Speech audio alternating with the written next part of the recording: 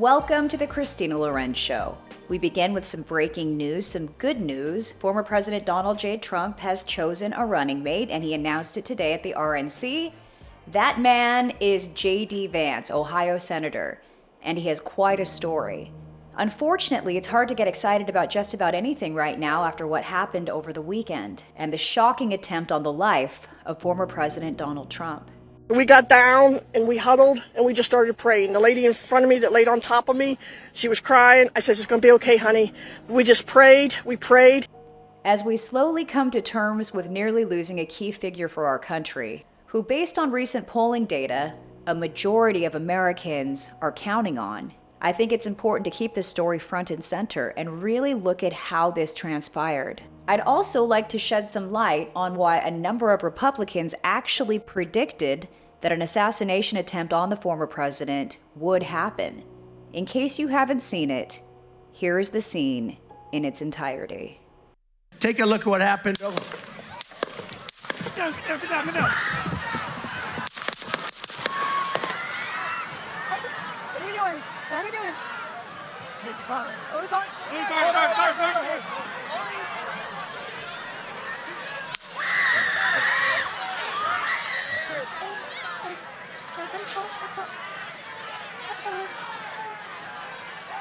Out to the spare. Move to the spare. Hold. When you're ready. On you. Ready. Move. Move. Go. Hawkeye's here. Hawkeye's here. Move to the spare. Get ready. Get ready. Are you ready? Stop. Stop. Are we good? Shooters down. Are we good to move? We're down. We're good to move. We're clear. We're clear.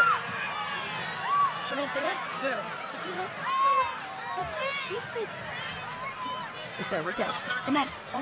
Let me get my shoes. Let me get my shoes. Got you, sir. I got you, sir. Let me get my shoes, sir. Hold that in your head, bloody. So we gotta move to the bus. Let me get my shoes. Okay. Watch out.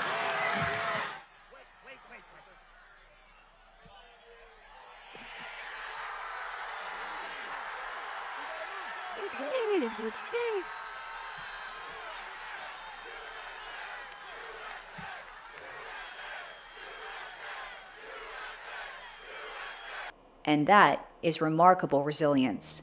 Undoubtedly, through divine intervention, despite multiple shots targeting the former president, he managed to escape without serious injury. But the upper part of his right ear was pierced, and the bullet that hit him was just millimeters away from what could have been a fatal injury. However, the psychological trauma is something he's going to have to deal with. As somebody who narrowly escaped an attempted murder myself, I can tell you this will impact him in a profound way. And there likely won't be a day that goes by for the rest of his life when he doesn't think about what happened and how close he was to losing his life at that Pennsylvania rally. Tragically, 2 spectators were critically injured in the assassination attempt, and Comperatore, a firefighter and father of 2, was killed by the shooter. Corey was a girl dad. Corey was a firefighter. Corey went to church every Sunday. Corey loved his community. And most especially, Corey loved his family. Corey was an avid supporter of the former president and was so excited to be there last night with him in the community. Corey dove on his family to protect them last night at this rally. Corey was the very best of us. John 15:13 says, "There is no greater love than this, that a person would lay down his life for the sake of his friends." The shooter, who took Corey away from his family far too soon and tried to assassinate the leading presidential candidate, 20-year-old Thomas Matthew Crooks of Pennsylvania. In the coming days, law enforcement will dig into his computer, study his relationships, and learn everything that they can about what motivated him to kill. And they'll also try to determine if he acted alone. And based on reports suggesting that he was a loner, it sounds like he did. But now, there are many questions surrounding how he was actually able to carry out this evil plan. and it has the Secret Service and local law enforcement under major scrutiny, especially following reports from witnesses who saw Crooks climbing up a structure and positioning himself on a rooftop with an AR-15 style rifle in hand as he prepared for the attack. Look, they're all pointing. The Atlantic, maybe the Pacific. Yeah, someone's on top of the roof. Look. There he is right there. Right there, see him? He's laying down, see him? Yeah, he's laying down. And Scott, I'm here with you fighting like hell to get a Senate. What's happening? And to make sure we take back the White House, because if we do, we're going to make America better than ever before. We're going to make it. Yeah, look. And There he is. easy, because we have millions and millions of people in our country that shouldn't be here. Dangerous people. Criminals. We have criminals. We have drug dealers. We have people that should not be here. on the roof. It's much tougher than it happens. You went right on the roof again. We noticed a guy crawling, bear crawling up the roof of the building beside us, 50 feet away from us. So we're standing there, we're pointing at the guy crawling up the roof. And he had a gun, right? He had a rifle. A rifle. We could clearly see him with a rifle, absolutely. We're pointing at him. The police are down there running around on the ground. We're like, hey man, there's a guy on the roof with a rifle. And the police were like, huh, what? Like they didn't know what was going on. We're like, hey, right here on the roof, we can see him from right here. We see him. He's crawling. And next thing you know, I'm thinking to myself, why is Trump still speaking? Why have they not pulled him off the stage? I'm standing there pointing at him for, 2 or 3 minutes. Secret Service is looking at us from the top of the barn. I'm pointing at that roof, just standing there like this. And next thing you know, 5 shots ring out. Now, it doesn't surprise me that the police and the Secret Service did not respond immediately, even after receiving reports from the citizen and others like him. Unfortunately, law enforcement doesn't mobilize or make decisions as quickly as we come to expect based on what we've seen in movies. They often need to be able to deem that a threat is real before merely taking someone's word for it and shooting first. It's possible that they were instructed not to shoot first. But these 2 snipers who clearly had eyes on the shooter will have to explain why they held their fire for as long as they did, as the House launches a full investigation led by House Oversight Committee Chair James Comer. And as those on the right point the finger at failed law enforcement and the head of Homeland Security, on the left, many will undoubtedly blame what happened on guns, instead of focusing on the sinister nature of Mr. Crooks' actions and why he did it to begin with. Because it takes a dark motive to carry out the act of aiming to kill. You can put a gun on a table and that weapon is not going to fire on its own. There's also a good possibility that Mr. Crooks was not mentally sound, at least not at the time of the shooting. And if that is the case, then somebody in his life knew that he was dangerous. It generally takes somebody who is irrationally intent on carrying out physical harm to others to actually make it a reality.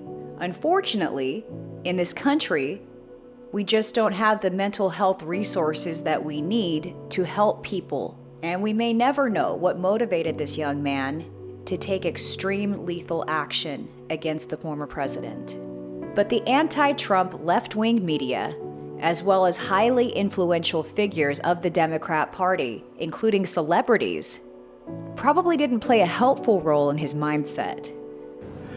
He's a punk, he's a dog, he's a pig, he's a con, a bullshit artist, a mutt who doesn't know what he's talking about, doesn't do his homework, doesn't care, thinks he's gaming society, doesn't pay his taxes. He's an idiot. Colin Powell said it best. He's a national disaster. He's an embarrassment to this country. It makes me so angry that this country has gotten to this point, that this fool, this bozo, has wound up where he has. He deserves nothing. He does not deserve any kind of respect, loyalty. I don't think he has 2 moral fibers to rub together. I think the world should consider my president as public enemy number 1 at this point. Yes, I'm angry. Yes, I am outraged. Yes, I have thought an awful lot about blowing up the White House. Trump is not a legitimate president! Trump is not a legitimate president! Trump is not America! Trump is not America! And then let me know who I got to vote for to keep Hitler out the White House. That's it, I'm done. Oh, and by the way, if it's Biden in a coma, I'm going to vote for Biden in a coma. I don't even really particularly like the guy. A lot of his policies, don't like him. He's not Donald Trump, right? Yeah, Hitler, White House. We keeping him out. That hat that you keep wearing, that red hat that says "Make America Great Again," that tells people that you go along with this. So you might as well just put a swastika on the hat. Don't do that. Don't do that. Not do that. Because we see it anyway. Ironically, the last two women at the end of that sequence are both named Joy. This incredibly strong reaction to a Trump presidency from the highly influential left has had a significant impact on millennial and younger generations. If you are not a hater of the former president, in many circles you won't be accepted. There's a prolific culture of hatred on the left, and they're supposed to be the socially responsible party. Going forward, I hope that the former president will invest in a private security detail to make sure that nothing like this ever happens again. Drones, why weren't there more drones on the scene? They've come a long way, and they could offer a bird's eye view to law enforcement. He is far too important to the trajectory of this country for anything to happen to him.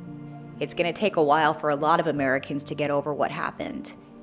Life is short. We need to love each other, not try to hurt each other. Thank you for joining me. I have another episode on the failed climate agenda of the Biden administration, as well as AOC's Green New Deal, and how it's actually the underlying cause of high inflation, while global greenhouse gases have never been higher. So that's coming up on Wednesday. I'll be sure to release that. Wishing you a beautifully blessed week. See you soon.